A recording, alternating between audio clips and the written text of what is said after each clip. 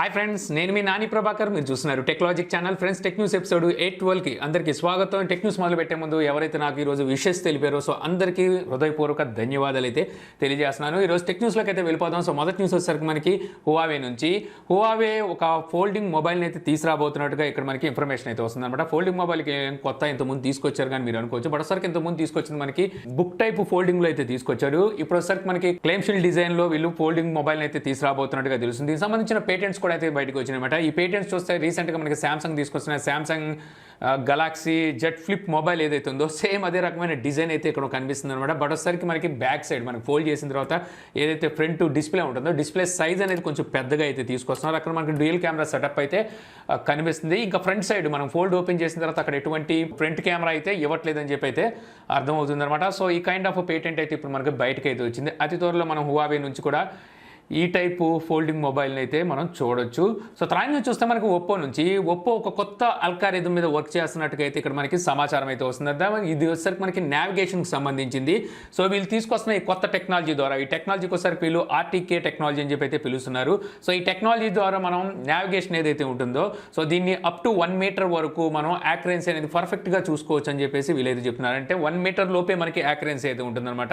మామూలుగా నావిగేషన్ అనేసరికి మనకి కొన్నిసార్లు యాక్యురెన్సీ కరెక్ట్గా ఉండదు, డిస్టెన్స్ లో డిఫరెన్స్ అయితే కనిపిస్తూ ఉంటుంది. మనం ఆ ప్లేస్కి వచ్చినప్పటికీ ఆ డిఫరెన్స్ అయితే తెలుస్తూ ఉంటుంది అనమాట. మనకు కావాల్సిన పొజిషన్ అంటే ఆ ప్లేస్కి అయితే వెళ్ళలేకపోతుంటాము, అక్కడే కొట్టుమిట్టాడుతుంటాం. సో అలాంటి పరిస్థితి రాకుండా ఉండటం కోసం వీళ్ళు కొత్త అల్గారిథాన్ని డెవలప్ చేసినట్టుగా తెలుస్తుంది. ఈ అల్గారిథానికి ఉన్న ప్రత్యేకత ఏమిటి అంటే వీటి కోసం మనకి ఎటువంటి ఎక్స్ట్రా ఎక్విప్మెంట్స్ అవసరం లేదు. అంటే ఎక్స్ట్రా కాంపోనెంట్స్ కానీ మొబైల్లో ఏం అవసరం లేదు. ఆల్రెడీ మొబైల్లో ఉన్న టెక్నాలజీని యూజ్ చేసి వీళ్ళు ఈ అల్గారిథాన్ని డెవలప్ చేశారనమాట. సో ఇది ఎలాగంటే మనకి ఆల్రెడీ జీపీఎస్ సిగ్నల్స్ వస్తాయి కదా, దాని నుంచి అలాగే సెల్ టవర్ నుండి వచ్చే సిగ్నల్స్ని అలాగే ఆల్రెడీ మొబైల్లో ఉన్న ఏవైతే సెన్సార్స్ ఉన్నాయో ఈవెన్ మనకి జిరోస్కోప్ సెన్సార్ అలాగే యాక్సిలరోమీటర్ సెన్సార్తో కలిపి సో ఈ సెన్సార్స్ అన్నింటినీ బేస్ చేసుకొని ఈ అల్గారిథం పనిచేస్తుంది అన్నట్టుగా అయితే తెలుస్తుంది.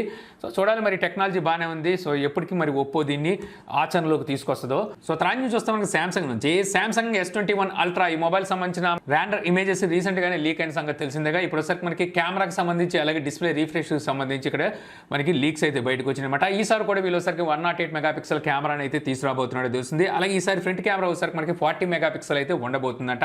ఇక అలాగే డిస్ప్లే చూసుకుంటే 144 హెర్ట్జ్ డిస్ప్లే రీఫ్రెష్ రేట్తో అయితే ఈ మొబైల్స్ రాబోతున్నట్టుగా అయితే ఇక్కడ మనకి ప్రస్తుతానికి సమాచారం అయితే ఉంది. సో తెలిసిందే మనకి వీళ్ళు ఫిబ్రవరి అండ్ మార్చిలో అయితే మొబైల్స్ అయితే తెస్తారు. బట్ ఒకసారికి ఈసారి ఎర్లీగానే జనవరిలోనే ఈ మొబైల్స్ అయితే తీసుకురావచ్చు అని చెప్పి తెలుస్తుంది. సో తర్వాత నుంచి చూస్తే మనకి రెడ్మీ నోట్ 10లో ఇప్పుడు 4G వేరియంట్ 3C సర్టిఫికేషన్లో అయితే స్పాట్ అయింది. గతంలో వచ్చరికి 5G వేరియంట్ మొబైల్స్ 3C సర్టిఫికేషన్లో అయితే స్పాట్ అయినాయి. అక్కడ చూసుకుంటే మనకి 33 వాట్ ఫాస్ట్ ఛార్జింగ్ సపోర్ట్తో ఈ మొబైల్స్ రాబోతున్నట్టుగా మనం అనుకున్నాం కదా. సో ఇందులో వచ్చరికి ఇప్పుడు 4G వేరియంట్ కూడా ఉండబోతున్నట్టుగా అయితే తెలిసింది. ఈ వచ్చరికి మనకి 22.5 వాట్ ఫాస్ట్ ఛార్జింగ్ సపోర్ట్తో అయితే ఈ మొబైల్స్ అయితే రాబోతున్నాయంట. సో ఇందులో మనకి 4G వేరియంట్ కూడా ఉంది అంటే ఖచ్చితంగా ఇవే మన ఇండియాకి అయితే వస్తాయి. 5G వేరియంట్ మన ఇండియాకి తీసుకురాకపోవచ్చు. సో తర్వాత నుంచి చూస్తే మనకి గూగుల్ పేను ఇప్పుడు మనకి యాపిల్ iOS స్టోర్లో సో మిస్ అయినట్టుగా అయితే తెలుస్తుంది అనమాట. ఇప్పుడు iOS స్టోర్లో మనం గూగుల్ పే అని సెర్చ్ చేస్తే సో గూగుల్ పే తప్పితే అన్ని యూపీఐ సర్వీస్కి ఉన్న అప్లికేషన్స్ అన్నీ అయితే కనిపిస్తున్నాయి కానీ గూగుల్ పే అయితే కనిపించట్లేదు. సో దీనికి రీజన్ ఏంటి, సో ఎప్పటికి మళ్ళీ ఇది మరి తిరిగి వస్తుందనే దాని మీద ప్రస్తుతానికి అయితే ఎటువంటి ఇన్ఫర్మేషన్ లేదు.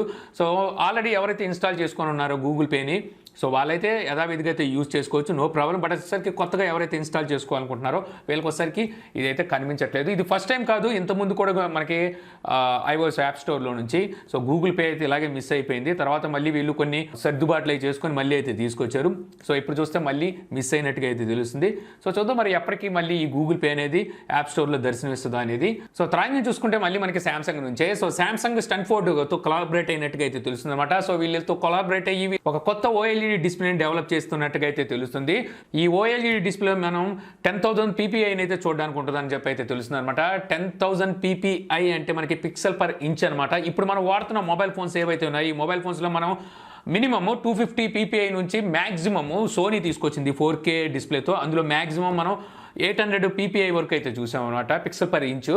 సో అలాంటిది ఇప్పుడు వీళ్ళు తీసుకొస్తున్న డిస్ప్లేలో OLED డిస్ప్లేలో వీళ్ళు 10,000 PPI అయితే యూజ్ చేస్తున్నారు. యాక్చువల్గా మన రెటీనా ఏదైతే ఉందో కంటికి రెటీనా అనేది మ్యాక్సిమం 350 పీపీఐ కన్నా ఎక్కువ అబ్జర్వ్ చేయలేదు. ఇంకా బాగా దగ్గరగా క్లోజ్గా వెళ్తే మహా అయితే 400 పీపీఐని అయితే మన రెటీనా అబ్జర్వ్ చేయగలదు. అలాంటిది 10,000 పీపీఐ అంటే మరి దేనికి అంటే సో ఇది వచ్చేసరికి వీళ్ళు వర్చువల్ రియాలిటీ కోసం ఈ పీపీఐని డెవలప్ చేస్తున్నట్టుగా అయితే తెలుస్తుంది అనమాట. యాక్చువల్గా వర్చువల్ రియాలిటీలో మనకి మెయిన్ ప్రాబ్లం ఏంటి అంటే సో పీపీఐఏ.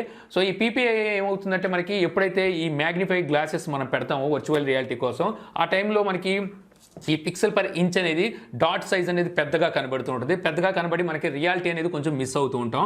సో ఇప్పుడు తీసుకొస్తున్న ఈ 10,000 పీపీఐ ద్వారా మనకి ఆ డాట్ మనం మ్యాగ్నిఫై గ్లాసెస్ పెట్టి చూసినా ఆ డాట్ అయితే మనకు కనబడదు. కాబట్టి సో మనం ఈసారి వర్చువల్ రియాలిటీ అనేది ఫుల్ ఫ్లెక్స్గా ఎంజాయ్ అయితే చేయొచ్చు అనమాట.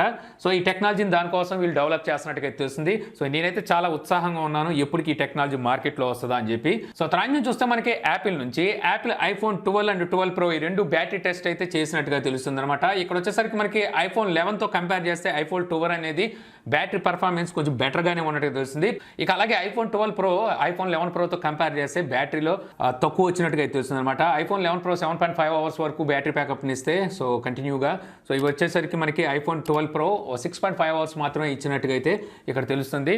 సో వీళ్ళొసరికి ఆల్రెడీ చూసుకున్నట్టయితే ఐఫోన్ 12 Proలో ఐఫోన్ 11 Proతో కంపేర్ చేస్తే బ్యాటరీ కెపాసిటీ అనేది తగ్గించే తీసుకొచ్చారు.